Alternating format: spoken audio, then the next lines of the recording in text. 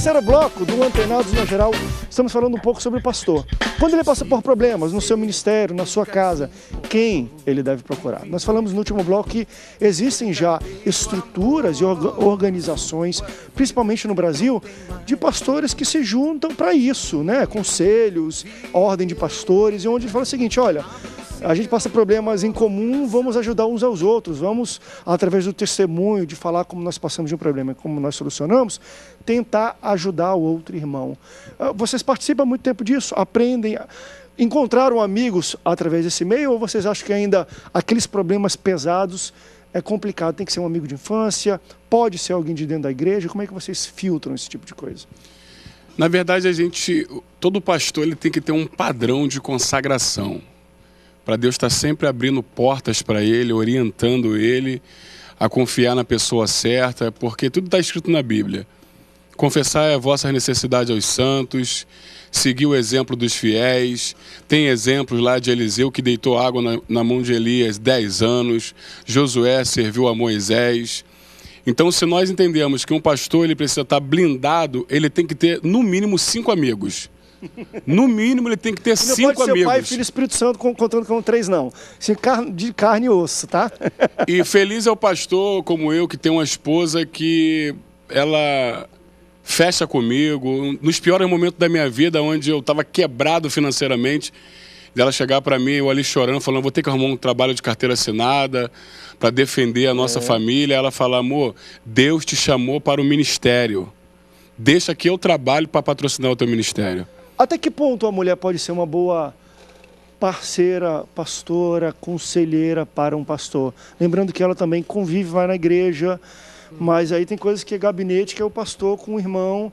Até que ponto o pastor abre o que passa nas conversas com a sua esposa? Se o pastor puder poupar, né, dentro do possível, a esposa, tá, isso é bom. Eu até já vivi a situação em que a médica, né, ela sabendo que eu era pastor e ela é cristã, e ela falou comigo assim: olha, você tem que assim, evitar falar ou participar da sua esposa tudo o que acontece, porque a estrutura emocional dela, entendeu? Ela assim, é diferente da sua, né? E sabe o que pode acontecer? Tudo bem, eu vou pegar aqui um mau exemplo, tá? Jezabel não era uma referência, mas pensa bem, olha só, o Acabe, só a situação, ele chega em casa: eu queria comprar a vinha de Nabote, fiz proposta, ele estava criticando Nabote para Jezabel.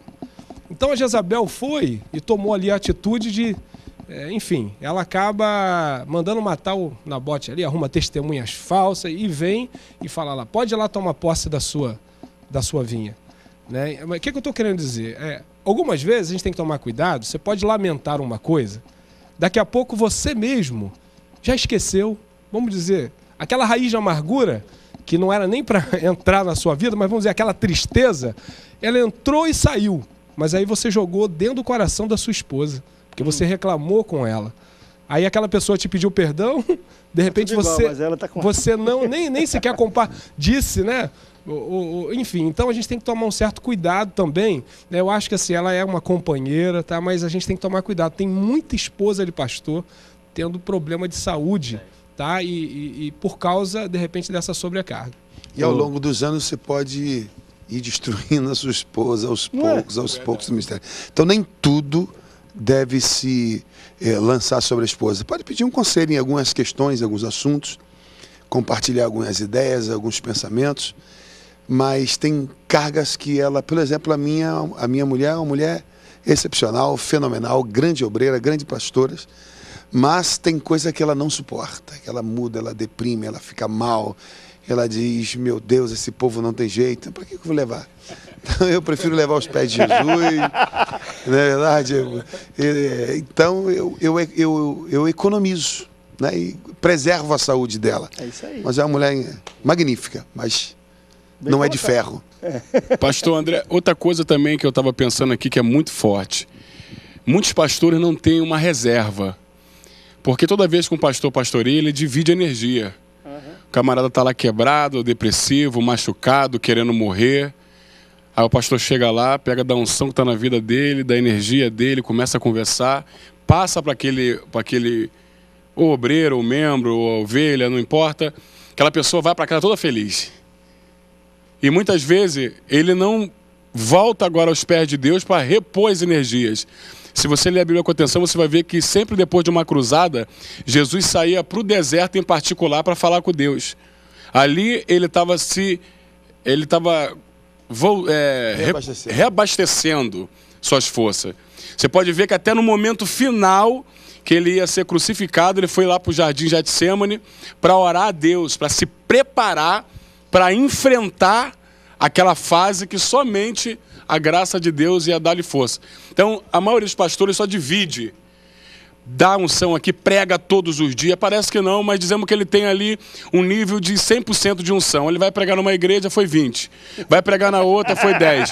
Aí tem membros, tem pessoas, tem aquelas pessoas que, verdade é, parece uma sanguessuga. Liga, bota assim o canudo na veia do pastor e vai sugando até a última gota. Quando o pastor já está caído no chão, ele, obrigado, pastor. Beleza, ele se bobear ainda sai falando mal. E vai embora. E o pastor, muitas vezes, sem uma reserva, quando vem um contra-ataque do mal, que foi o que aconteceu com Elias lá no Monte Carmelo, ele estava cheio da unção, fez o desafio, o povo estava no muro, e ele clamou a Deus ali, o povo reconheceu que Baal não era Deus, que Deus era Deus. Naquele desgaste espiritual, Jezabel mandou uma palavra de ameaça e Elias não aguentou. Uma pequena palavra bateu ele. Aí todo mundo fala, como pode? Venceu os 400 profetas, mas 450 e perdeu para uma mulher. Ele não perdeu para uma mulher, perdeu para um poder de uma mulher. Um poder. A questão da esposa do pastor tem uma observação que eu não queria deixar passar. Eu creio que primeiro, para não até sacrificar nossas esposas, que às vezes elas são sacrificadas. Pega leve porque a sua está olhando o senhor. Não, mas ela está... E ela está sempre sorrindo. Ainda. E ela está sempre sorrindo quando o senhor fala. Tá novinho ainda, tá novinho. Ela está sempre sorrindo. O senhor é um homem de sorte. Penso que, em primeiro lugar, a gente precisa estabelecer ou buscar a informação correta. Por exemplo, a esposa de pastor, né, no caso, não querendo entrar em ordenação feminina, assim, esse é outro debate. Mas ela não é pastor automático, não, mas concordo, não é não. Esposa de pastor não é pastor automaticamente. Não é passe livre, não. Exatamente. A esposa, muitas vezes tem na igreja, a mulher do pastor, ela tem que ficar com as crianças, tem que tocar piano, tem que cuidar das mulheres, tem que fazer isso, fazer aquilo, cantar no coral. Menino de oração, enfim. A mulher de pastor, às vezes, é considerada como pastora. E isso ela recebe, muitas vezes, a carga do pastor e da igreja. Então, a gente precisa, acredito, corrigir isso também, explicar bem que, poxa, a esposa do pastor não é pastora automaticamente, né? Se ela, entrando na questão da ordenação feminina, for uma pastora e tal, aí é outra história. Mas, enquanto ela não é ordenada, né? E nas duas situações houve. Se só porque a esposa do pastor quer cuidar de tudo. E se não tá vendo? A esposa do pastor não faz nada. Rapaz, eu tô com pena dos pastores. E outra coisa, pastor André. Tô com pena. Quer pegar um gancho aqui da palavra? Eu queria pegar um gancho aqui da palavra do meu amigo sobre que não é fácil ser filho de pastor. Eita, e nem esposa de pastor. Meu irmão, eu fui dar um conselho para minha filha esses dias, minha caçulinha, Esté, e eu fui me colocando assim no lugar dela, e saiu da minha boca, minha filha, porque você é filha do pastor. Então a visibilidade, eu falei, caraca, o que eu falei? Aí eu comecei a mostrar o outro lado. Mas dentro desse aspecto, eu vi que não é fácil para ela. E o pastor tem que amar. A cobrança é muito grande. Ele tem que amar para a esposa do pastor também, a cobrança é muito grande. É a família do pastor. Até propõe um debate nessa aí. Sabe quem resolve isso como filho de pastor? Eu sempre falava para meu pai. Nessa direção. Férias. O problema, às vezes, que os pastores falam, eu não posso sair da igreja, porque a igreja não sobrevive sem mim. E sobrevive. A igreja vai bem. O problema é que filhos de pastor, às vezes, mulheres pastores, crescem com rixa com o ministério, porque fala, poxa, o pastorado do meu pai, toma ele de mim. Passei anos da minha vida, 3, 4 anos, sem viajar, sem tirar férias. Por quê? Porque tem que estar na igreja. Então o pastor também ele gosta, às vezes, de se isolar. Eu acho que talvez os membros não aceitam a humanidade do pastor, muitas vezes, isso é uma grande verdade. A gente não aceita a humanidade do pastor. Eu já vi pessoas falando de, vamos pedir oração. Aquele pastor não passa oração, porque ele tem o mesmo problema que eu. Quem é ele para orar por mim se ele sofre da mesma coisa?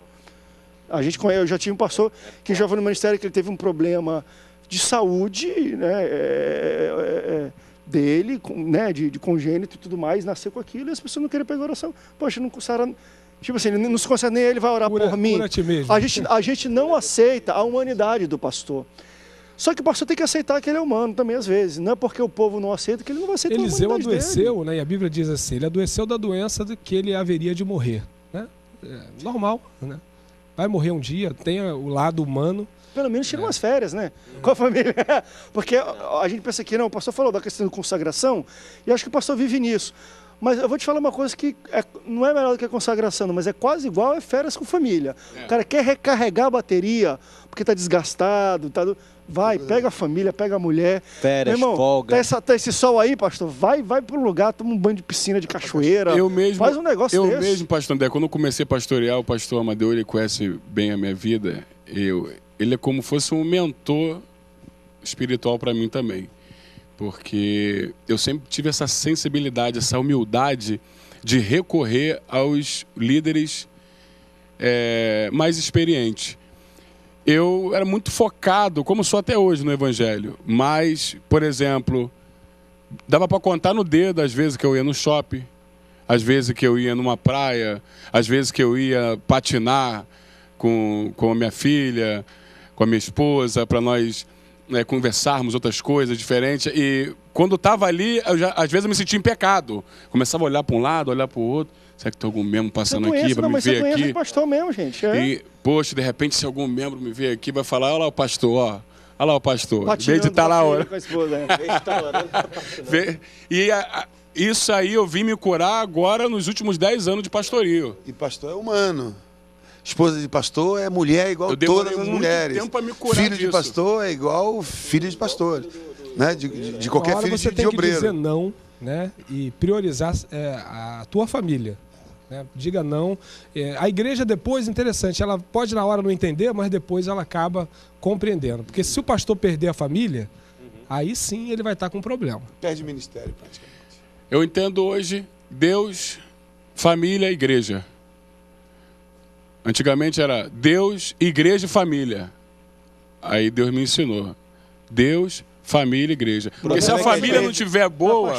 O problema é que às vezes os pastores, nós, né, temos uma mania de colocar igreja, Deus e família. É isso aí. Ou igreja, família e Deus. Às vezes uma troca, tira Deus do primeiro lugar, né? Fica complicado. E a cobrança mesmo, eu volto para a questão da humanidade, que é uma cobrança muito grande. Então, assim, parece que o pastor, necessariamente, ele tem que ser a cópia fiel daquilo que ele prega. E acho que a maioria dos pastores, às vezes, quando prega, fala, olha, Deus está falando comigo através dessa mensagem. Por situações, às vezes, tem um monte de membro lá com o filho fazendo um monte de besteira. Agora, se o filho do pastor fizer alguma besteira, acabou. Tá vendo? Pastor, quem é você, o seu filho fazendo besteira aí? Pô, mas o cara cansa de cuidar do filho dos outros. E quando, né, então, que é uma coisa também, eu acho que a gente está pregando hoje, não necessariamente para os pastores, que eles sabem que eles precisam de ajuda, de mentoria, mas para muitos membros que cobram exacerbadamente do seu pastor e não esperam a humanidade dele. O pastor erra, o pastor pode chorar. E o pastor às vezes se priva, porque se o pastor chora, o crente está vendo, o pastor está chorando. Está fraco. Então, como é que o pastor se expõe à sua humanidade se a humanidade do pastor não é aceita muitas vezes pelos membros? E ele cria uma cobrança que não pode chorar, não pode errar. Se você se dedicar muito à igreja, pode acontecer o que aconteceu com o profeta Samuel. Chegaram para ele, olha Samuel, você está velho e os seus filhos são corruptos. Toma. Já pensou? Não você cuidou da casa? Então... E aí, pastor? E ele foi sacerdote, ele foi mais medo ainda juiz. Programa aqui. Né? Pastor é normal. Por exemplo, eu estava no trânsito, o camarada me fechou. Eita Deus. E já era boxeador. Aí eu abri o vidro, quando eu ia chamar ele de ungido. De um time contrário que nunca ganha. E ele gritou, pastor Amadeu, tamo junto, hein? É Deus falando, amor. Vamos pro rápido intervalo? Tá vendo? Deus usa até no trânsito. Vamos pro rápido intervalo, daqui a pouco a gente volta. Não sai daí não. O Antenados volta já já. São daqueles que buscam sem cessar, pois a palavra garante. Eu quero mais.